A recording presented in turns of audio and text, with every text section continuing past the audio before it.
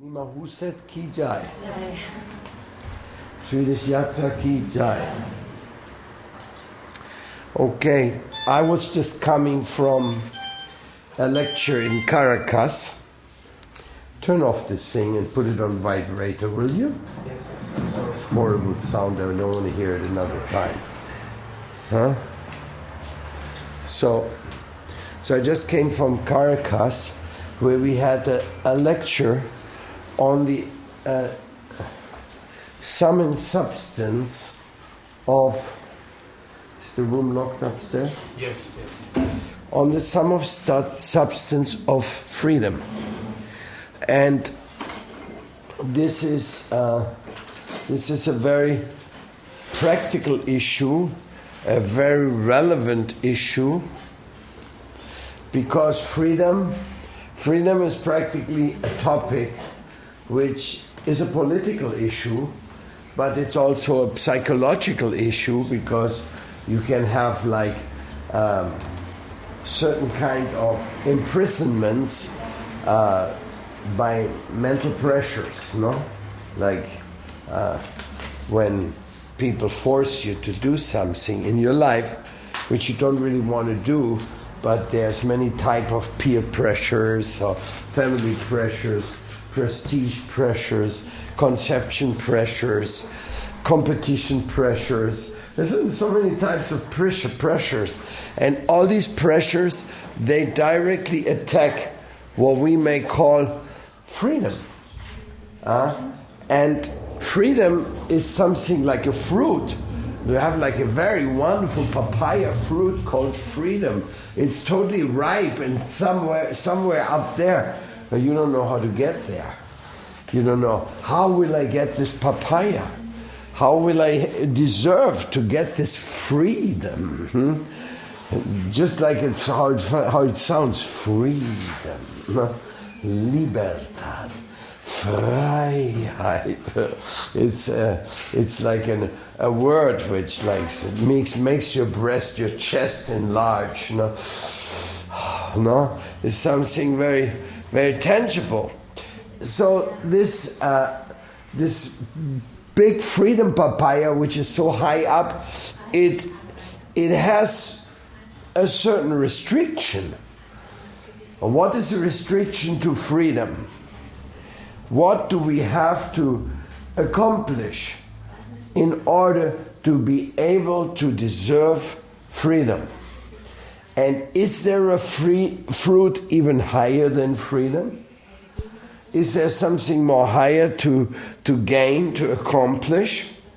So the key connection between yourself and freedom, that is something called spiritual realization. It's called responsibility. It's called, we call it in India, adhikar. It means it's a certain maturing process which goes along with it. Like mother, she takes child by the hand, no? And the child, mother, let me go. Mother says, I won't let you go because there's cars running there. And you're a little stupid kid, and you will run into the street and get killed. So I'm restricting your freedom. But it's not mother's intention to keep restricting your freedom. So the kid grows up, and within half a year, 1 year, he must be able to walk himself and not run in the street. Otherwise, it's very cumbersome if mother has to carry the 7-year-old kid still by the hand, because it's such a stupid kid, it will kill itself by its carelessness. So the restriction on our freedom from our lack of responsibility, it is not actually a repression on our freedom. It is actually an evolutionary subject, which we may call educational evolution, so that we may grow up and be able to embrace further and further enlightened stages of responsibility. Now, that's a very good understanding of how responsibility and freedom interrelate with each other. But you can extend this now to things like spiritual thoughts, spiritual goals which you set yourself. You can also extend it to the freedom of speech. Very often we hear about the freedom of speech. And we say, yes, of course you must have the freedom of speech. But if the freedom of speech goes that far that your speech hurts people, puts people in danger, then your freedom of speech is not well managed. Even the freedom of speech has its restriction coming along with responsibility. So, therefore, we have to be so cautious that our claim for freedom is the right claim. So, in that sense, we should actually claim for responsibilities. Like the first thing when you come to a temple, the spiritual master or the temple president will tell you, it's welcome that you may take some responsibility. This is another type of responsibility. Responsibility of not doing things, and then there's a responsibility of doing things. No? So the first responsibility of not doing things, it's pretty clear. It's for not doing what's harming you and not doing what is harming others. Okay, I mean, these are the basic ABCs of life, no? Nobody can avoid to study about that and to focus upon that. But when it comes to the responsibility of doing things which you can do, if you want to do, if you get into the mood of taking up a responsibility, you see that's a different feature. Even spiritual responsibilities, they are totally on the level of free exercise. Because nobody has a right to tell you, you must meditate, you must pray, you must offer your obeisances. Like sometimes I see some parents, when the kid is there, they push the head on the ground, come on, obeisances. The kid goes, what was that? No? It's not the way. This is not the obeisance which Krishna or anybody wants somebody to be imposed upon to pay obeisance or something. So it is quite a different story. There you have to actually inspire. This is education, and responsibility in education means to take it upon yourself the task to inspire others. Either inspire others or consider yourself a failure. And this, anybody who's working in education, he knows what I'm talking about. And he starts breathing very deeply and he goes, yes, I agree, this is the real task. So what is that task? Well, it's not the task to scream at people. It's not the task to make people scared of you. No, it's a task to reach their heart and reach in them the active conviction. Yes, I want to have that responsibility. Yes, I assume it becomes me. Devotion has to become you. You cannot copy devotion. You cannot impose devotion. Devotion has to become you or it's not there. Otherwise it's some fake thing, some false thing. Like we find that sometimes people, they are friendly with somebody, they don't like that person, but they want to get a favor from that person, and they do like they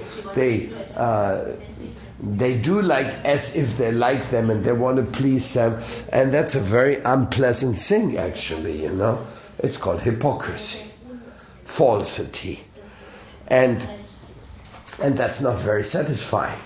Just like when you see your boss in the work, you may have to put up a real nice face, even though you really wish you would not have to see this guy every day, So these type of things are there. We have to deal with them. We have to learn what to do in this direction. Now, when it comes to those responsibilities, which are in the area of your own wish to contribute in a more substantial way, that is something, it's double.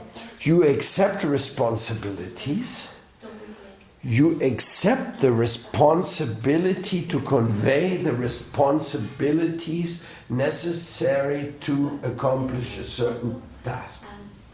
In other words, we're talking about groups, no?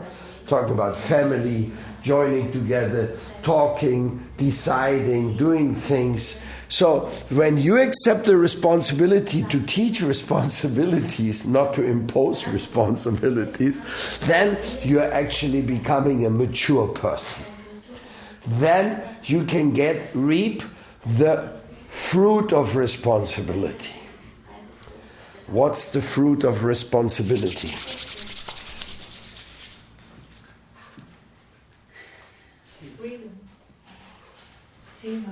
Freedom. And after freedom? Love. Thank you, Bhakti. You got it. You cannot get love if there's no freedom. You cannot get freedom if there's no assuming responsibility. And if there's no sharing or conveying responsibility to others. Because in a relationship, that's what the mother does. Mother's job is to convey to the child, you're born to accept responsibility and to convey responsibility. Because as a social interaction with society, we always have to convey something. That's why we got a mouth. And we also got an ear, so that we can hear what is to be assumed. In other words, we are interactive models. Got it? You're not just like put out here like an automat. You're not a drone, God's sake. Hopefully. You're not dropping bombs on people who you don't even know. You have nothing to do with. You're not a drone. You're something very lively and very dynamic and very fantastic. You're individual units of consciousness. And those individual units of consciousness, they need freedom. And they need to understand what is responsibility in order to share this with other units. In other words, they can interact with speech. Hearing and speaking is Shravanam, Kirtanam, Vishnu. It's a fundamental principle of interaction at all, and a fundamental principle of devotional transmissions, transactions. So this is the entry to love. Now we find out many people in this world, they want to talk about love and they want to claim love, but they're not going through that process. And they're a failure. Those who want to go up to the top thing of love, but neither do they have freedom, neither do they give freedom, neither have they accepted the responsibility to gain the rights of freedom. And here's the number one, which I haven't mentioned yet, because this is the final out. Nor do they have any predisposition to believe in the real meaning of responsibility. Because responsibility is a step of life where you connect yourself with the individual goal of life. In other words, responsibility comes from transcendental commitment. If you do not see a spiritual commitment, a transcendental commitment in life, then the word responsibility means hierarchical dictatorial impositions for practical accomplishments. Something like, I have to do it because the dictator says so.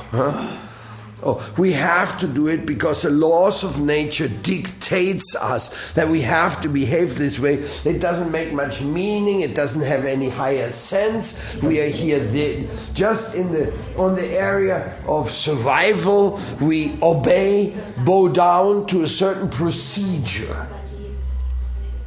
Mother Nature has a right to impose. Mother Nature imposes sunrise and sunset. Mother Nature imposes the need of water in your body.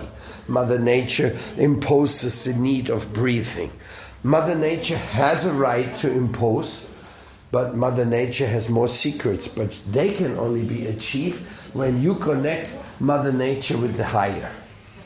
If you don't connect Mother Earth and the sun and the elements with the higher, then you will feel, what is this? Is Mother Nature a prison guard? Is Earth a prison? Is water need and air need some prison restrictions? Maybe you never thought about it like that, no? If you don't see the divine, the higher connection in your faith, if you cannot connect the basics with the higher, then you will feel life is a drag. I'm just dragging on. Because I don't believe that life has a meaning. I don't believe that there's higher intelligence behind myself or behind anything. I don't believe that matter comes from spirit. I think consciousness comes from matter. And matter of fact, it all concludes and terminates in matter. So what does it matter if everything is matter? So don't bother about the whole thing. Just enjoy matter for a while and then you'll be finished, because your matter is going to be finished. Like all the matter, as a matter of fact, ends up in the grave. So where are you going then? What about your transcendence at that point? Lastly, at that point, at the moment of death, you have to reckon that you missed out on something very important, which is yourself. You just took care of matter. You dressed matter, you bought gimmicks for your matter body, you decorated your body, you painted your body, you put tattoos on your body, you put metal pieces into your body, you got titles for your body, you got prestige for your body, you got your body elected to this thing or to another thing, and of course you always made money for your body. In other words, you were quite a devotee of your body, but now your body is finished. Now what's the story of this? That means if you worship matter and you just think matter is the key answer to all the things, your choice of life has been doomed to utter frustration. And if you're living in this world of frustration, that means you will also be bound to this material world in a way of having to suffer all the things you did which made other people suffer. This is called the vikarmic circle. Whatever bad thing you did in life which made others suffer, now it'll come back on you as a personal experience. So, if we consider all these few elements which I've presented to you, then you can understand that transcendence is at least the probable option. Got that? Probable option. There's always a chance of risk, no? There's always a possibility, maybe all the other way around. How can I ascertain, how can I make sure this is the way it is, there is no other way? How can I? It's impossible. Because there's always a God-willed uncertainty.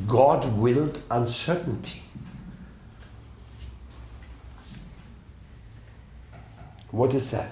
God-willed uncertainty. It is the gap between obligation and love. That gap between obligation and love is the God-willed uncertainty. Let me make myself more clear. If I tell her, you have to love me, there's no more space for love.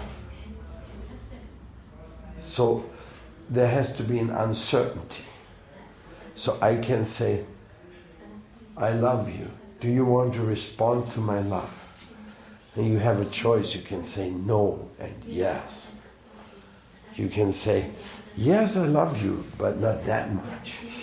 I love you, but I don't want to be married to you, Platonic type of thing, I mean, especially when you make spiritual advancement, you see that you want to love everybody, but what way and how much and what intensity, Like in spiritual life, our love is very intensive because we go out and we search for people to help them. We are not waiting here in the temple for people to come.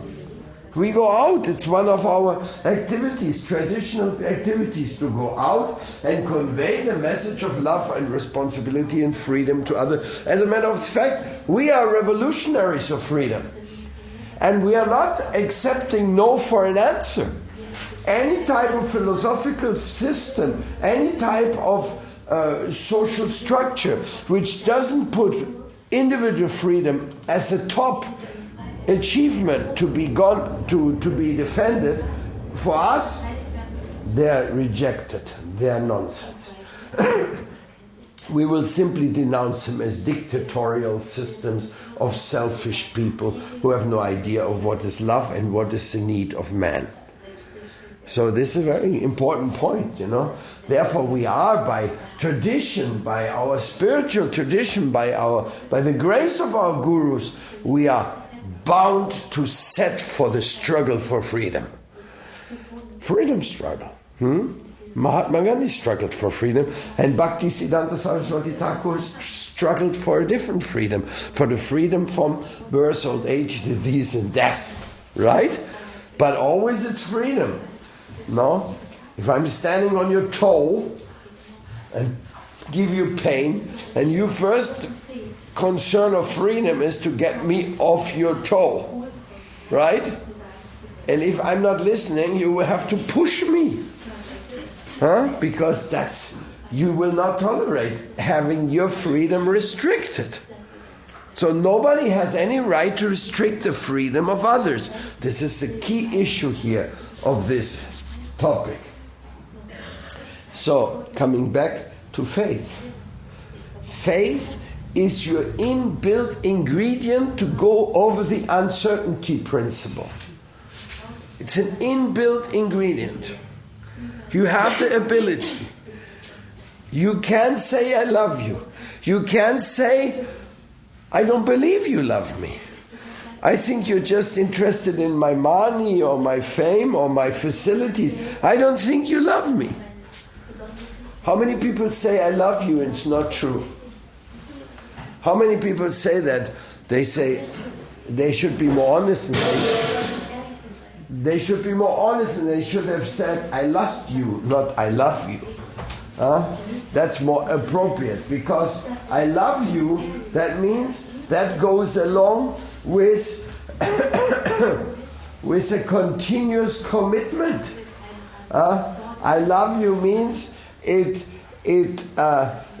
means you have to be ready to give yourself to completely.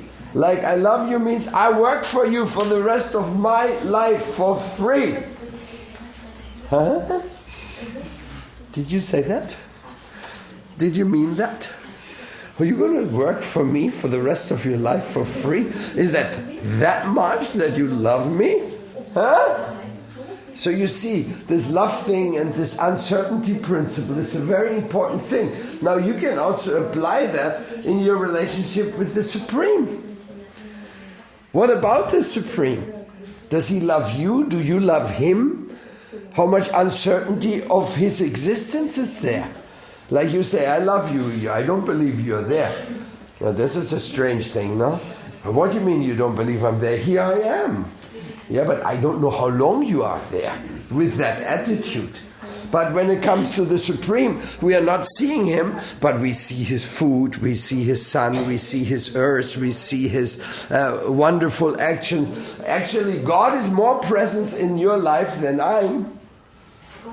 But you are maybe dealing with him as if he's uncertain.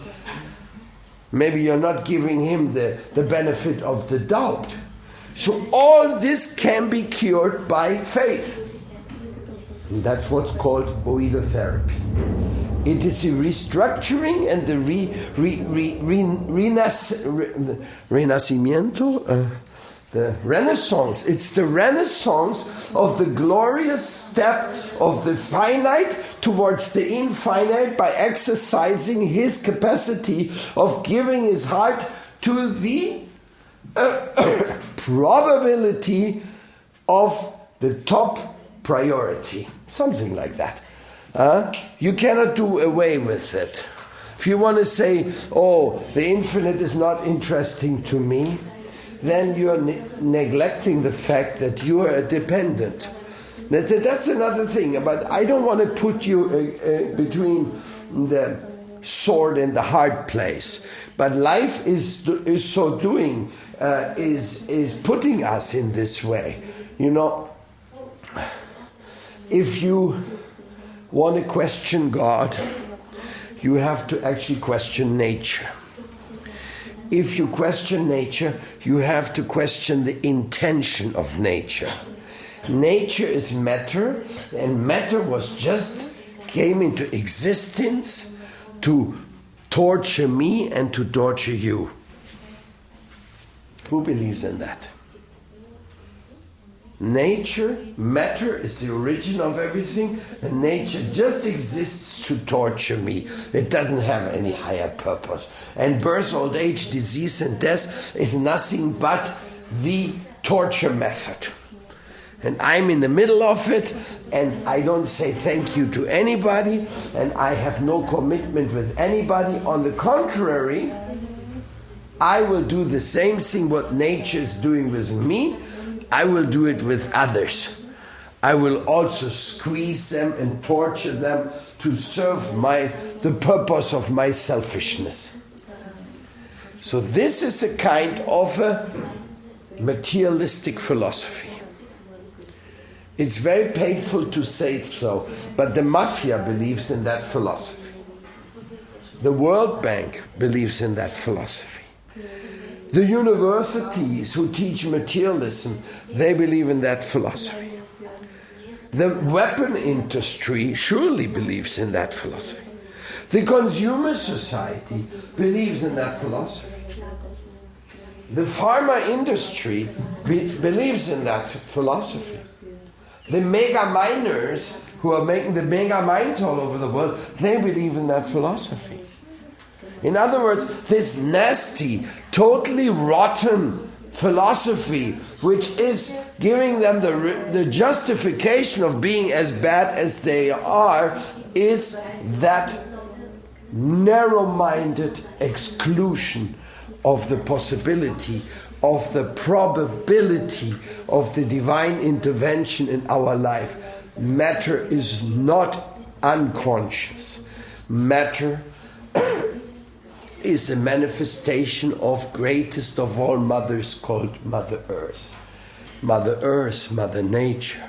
And all the opulence and all the things she has done for us, including creating an environment of our personal criteria, of our personal evaluation and extraction of information for the sake of coming to conclusions. All that has been provided by Mother Dearest Mother Nature, and she is an expansion of the divine love power, which is beyond everything, waiting for you to connect. How you connect? You connect by faith.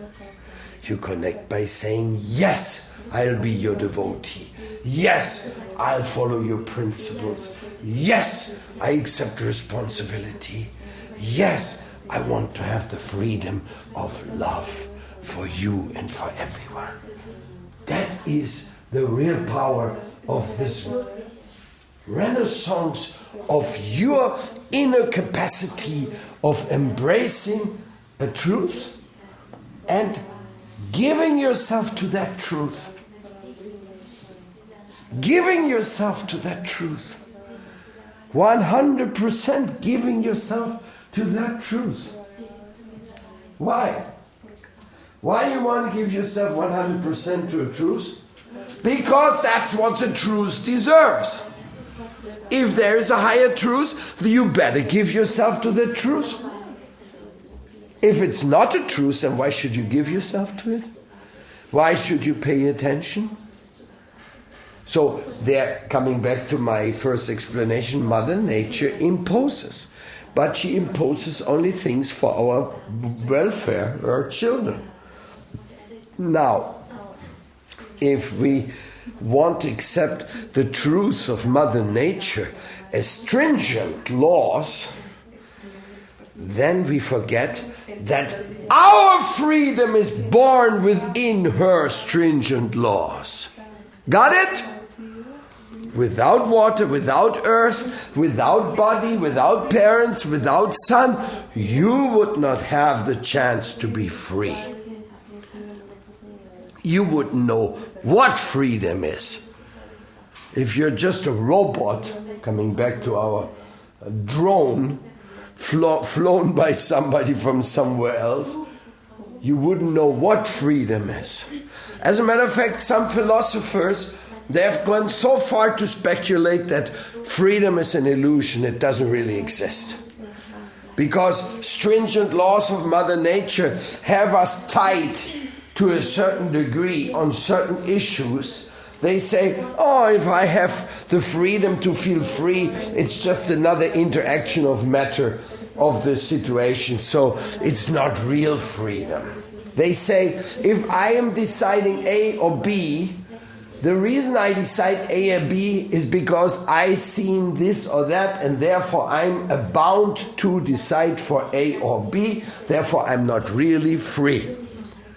And this is a big mistake.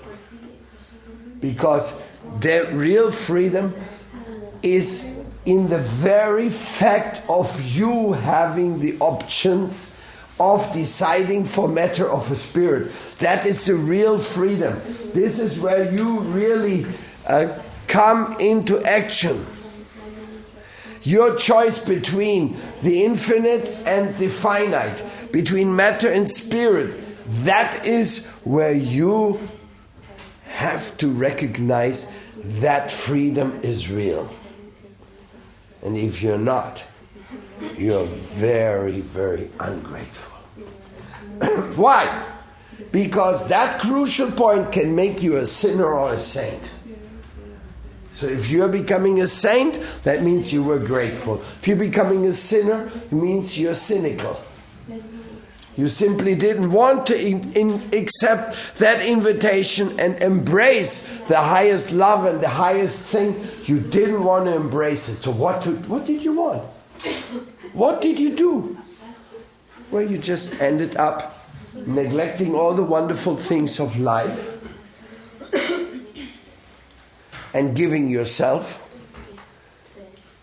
to what you think is valuable for yourself. But the truth is not only what's valuable for you. The truth is that you are a dependent, and at the same time you have dependence. Right? That's life. You are a dependent and you have dependence. My God, what a strange situation. Here I am, and I don't want to recognize that I'm a dependent. That hurts.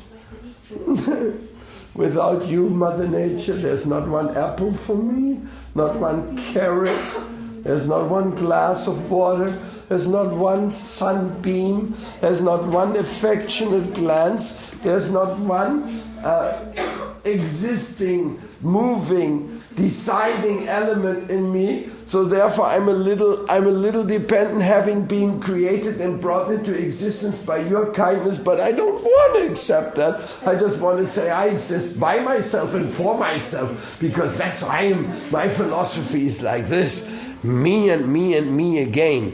Me for me and me for me. And me for you if you are for me. Okay? Like political parties, you know? So in this way, this type of mentality is a number one mistake. You are dependent 100% and you don't want to recognize it. You don't want to be humble. You don't want to go like this. Grace, grace, grace again. This is the pranam mudra. This is grace, grace me, give me love, give me love, give me love, give me peace on earth. Give me life, give me service, give me meaning of existence. No? This is the mood, the proper mood. No? But this is only one part. Now comes number 2. You have dependence. Number 1, you are this guy who is totally maintained by grace, and you don't want to say hello to your generous generator of energy and existence.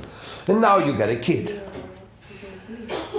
Or maybe you got an employee, or somebody who depends on you, an animal. That living being is 100% depending on you for survival, for life, for joy, for this, for that. This little, let's call it your baby, it's the most interesting because it's human, it's yours, so you should feel paternal feelings. Says, oh, my baby, my baby needs what? Milk. Well, you have no milk, so you better make sure you have a good relationship with the mother. Otherwise, if you end up with a baby without the mother, it's not a fair deal. No? So you need milk. You need this, you need that. Baby needs this, needs clothes.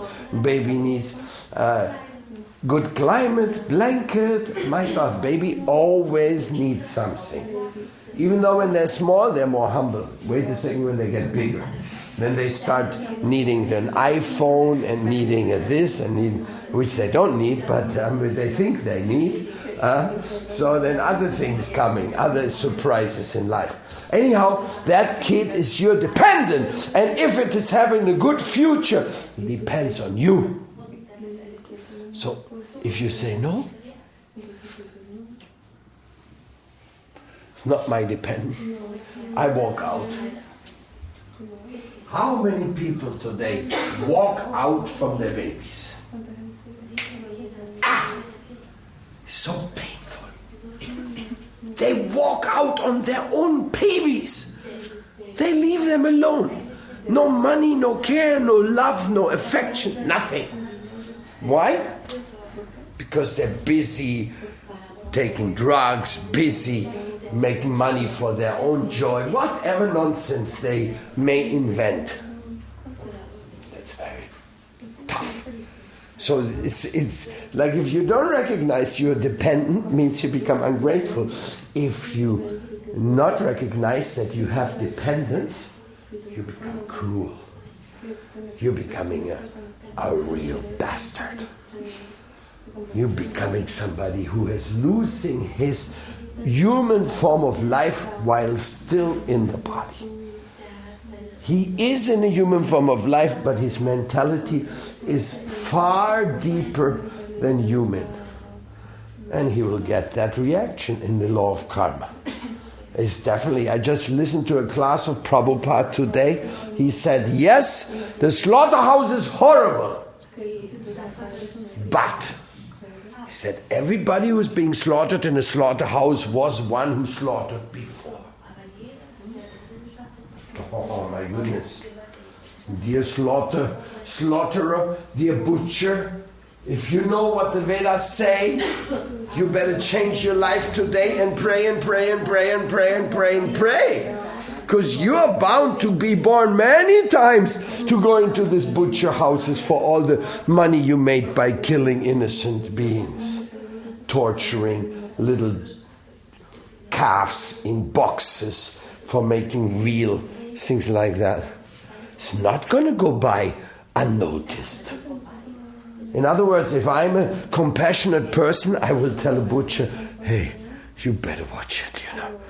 You don't know what the hell you're doing. You think you can do it because many other people do it also, no? No. And so, in other words, having a dependent is a very special grace that Mother Nature has given to us. It has given us a chance to both be and to be maintained. Imagine that. To be, to maintain, and to be maintained. And you are maintained so that you may maintain. You see, this is one way of saying thank you to Mother Earth. That all the love you get from your mother and father, now you're giving to your children. In other words, it's not only about responsibility. There's something more than that. I know it's not easy to digest. What is there more than responsibility? It is, you have to be first class. You can't get away just being so, half, 1/4. No. According to your ability, you have to be first class for qualifying for higher installments, for qualifying for real love. Beyond lust. Real love. If you want lust, so much lust will come to you. You know, lust is something that's it's like almost everywhere. It doesn't stop, you know. It's shameless, it's hopeless, it's lust. Just like I heard one lecture of Prabhupada this morning, very funny. Rabindranath Tagore, the Nobel Prize winner in literature, famous Indian, he wrote a book called Gitanjali.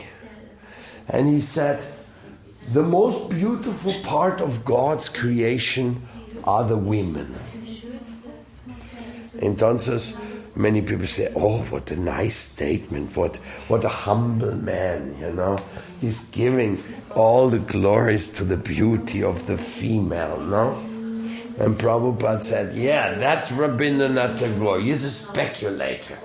Because if you want to go by that philosophy, he said, the cockroach sings, the most beautiful creation of the Lord is a she-cockroach. And for the ass, he thinks the most beautiful creation of the world is a she-ass.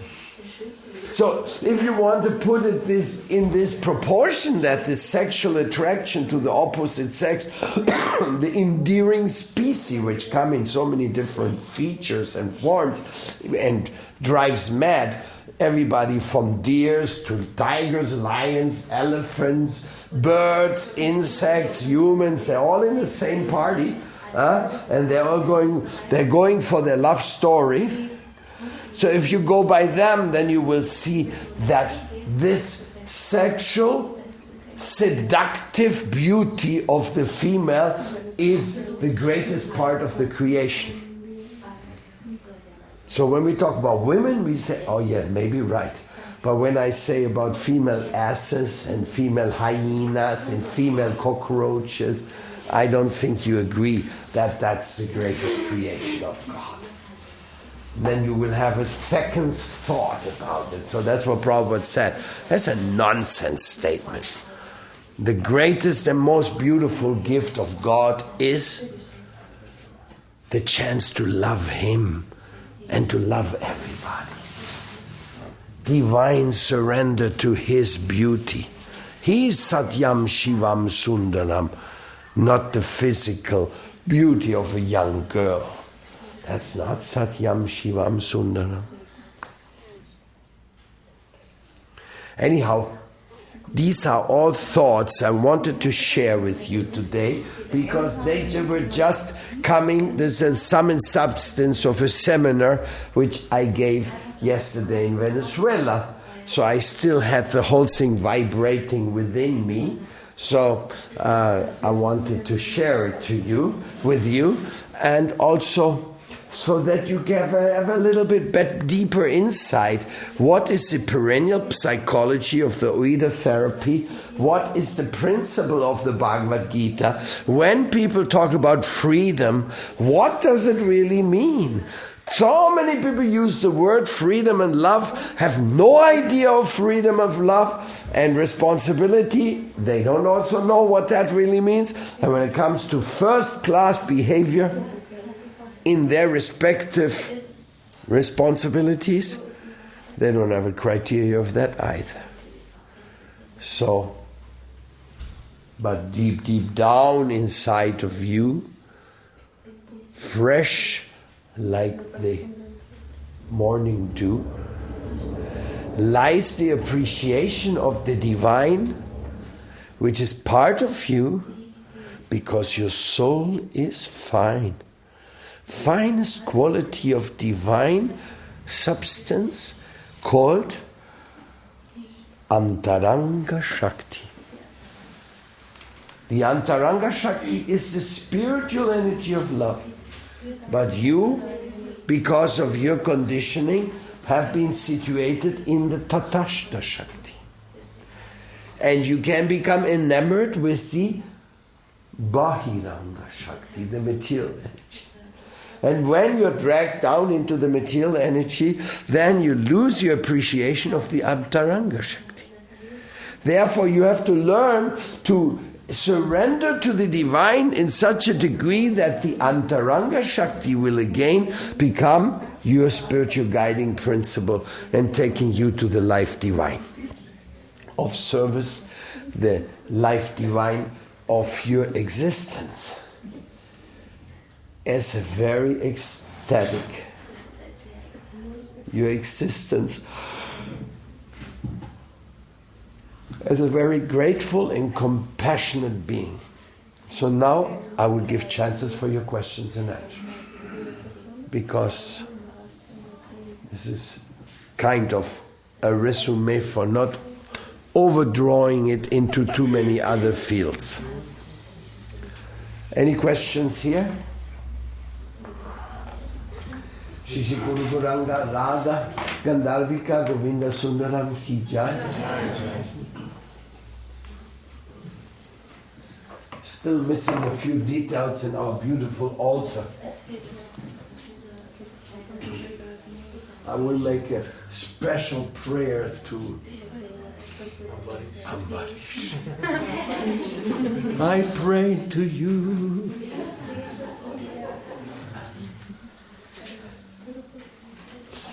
Because only you can do. I have no choice but you.